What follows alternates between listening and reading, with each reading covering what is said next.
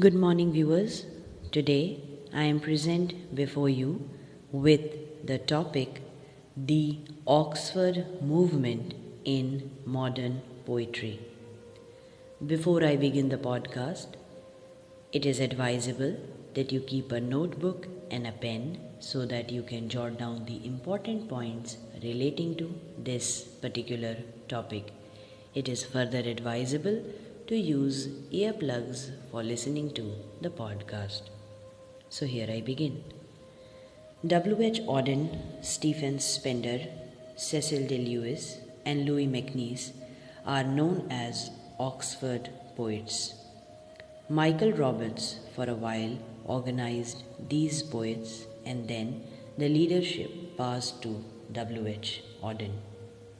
These poets were endowed with an entirely new outlook.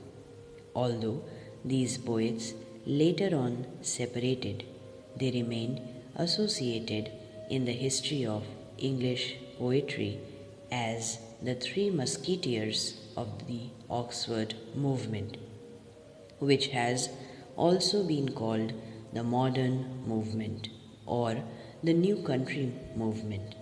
These poets were Oxford graduates and had been intimate friends when they were undergraduates. The Oxford poets affirmed the value of being contemporary, of expressing the common experience and the sensibility of the age. It is preeminently the values of human personality which the social, political, and economic trends of the 20th century threaten to submerge. These poets took keen interest in current economic and political affairs and thought that Marxism was the only panacea to end all the evils infecting mankind. They disliked bourgeois society with all its creature, comforts, and materialism, and affirmed their faith in revolution that would bring about a new order and new values. The new world order would be communistic. The following are the common characteristics which give these poets the identity of Oxford group. First, their thematic content contained marks of innovation and experimental modernity. 2. They had more emotional and less intellectual appeal. 3. Their political involvement with communism was born of a sense of guilt and pity. 4. These poets also show the influence of Freud. 5. Their common identity was reflected in their cynicism and satire. They came to feel as if they belonged to nowhere.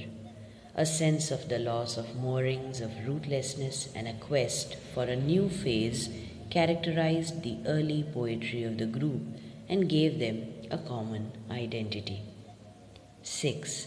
Their poetical technique was greatly influenced by imagism. 7. The poetry of the Oxford group is intellectual and unemotional. The material of such contemporary poetry, writes A.C. Ward, is barren and boring to those brought up in an earlier tradition.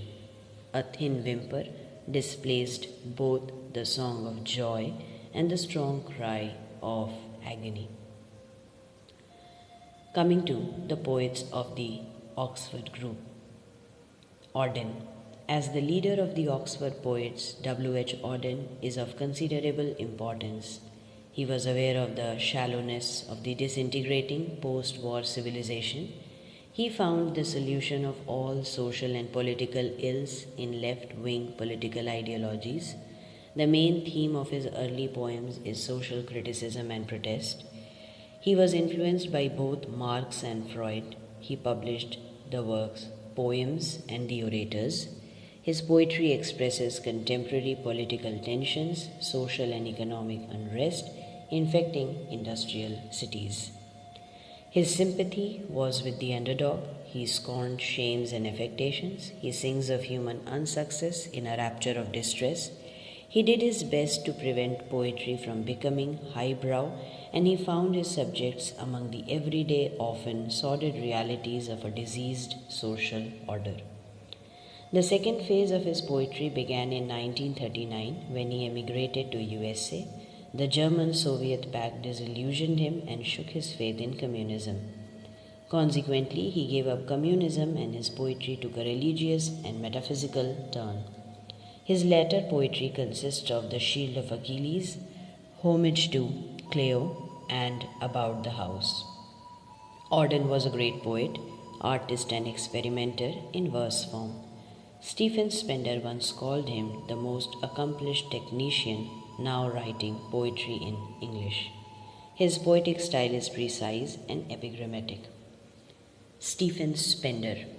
He exemplified a new range of writing poetry that took cognizance of existing social and political realities besides being deeply reflective and intellectual in content. In his early poems, he was attracted by left-wing politics. His poetry also reveals his awareness of the essential human conditions. His poems were published in many volumes titled Poems, Vienna, The Still Center, Ruins and Visions, Poems of Dedication, The Edge of Being, World Within World, etc. What distinguished his poetry is the combination of his commitment to left-wing ideology with his own personal feelings and emotions. He was an accomplished poetic artist who used exact words. Cecil D. Lewis.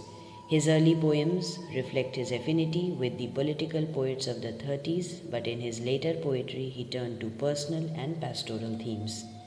His poetry runs into several volumes entitled From Feathers to Iron, The Magnetic Mountain, A Time for Dance, Overtures to Death, An Italian Visit. His poetry is modern and has meaning for us. Louis MacNeice. As a poet, he was associated with Auden and Spender, but he was more detached politically than they. His works include poems The Earth Compels, Plant and Phantom, collected poems The Other Wing, Visitations. He vehemently expressed a note of moral protest, and there was a political ideology too, which was seen in his works. His poetry expresses the anguish of the age of machine. He was a great and gifted poetic artist. He also made use of the musical potentialities of language. So this was a note on the Oxford movement. I hope it proves to be of help to each one of you. Please mention your observation in the comment section below. Please do like, share and subscribe to the channel, and don't forget to click on the bell icon for latest update. Thank you so much.